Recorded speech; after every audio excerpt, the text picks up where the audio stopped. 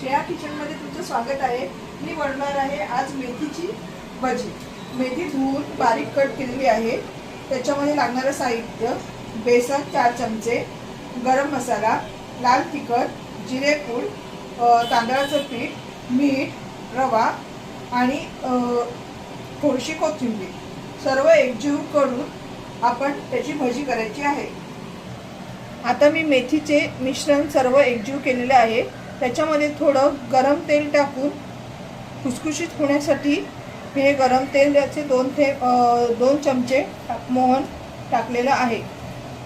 अशा प्रकारे तुम्ही मेथीचं साहित्य सांगितल्याप्रमाणे मिश्रण करायचं आहे आणि छोटे छोटे गोळे करून गरम तेलात आपल्याला ज्या पाहिजे त्याप्रमाणे आकाराप्रमाणे आपण भजी हे करू शकतो।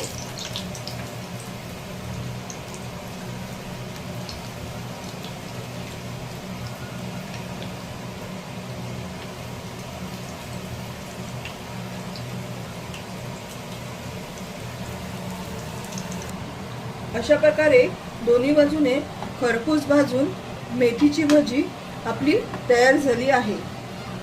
तुम्ही करा आणि मला सांगा कशी झाली ते। आवडले असल्यास लाईक करा, सबस्क्राइब करा। Thank you.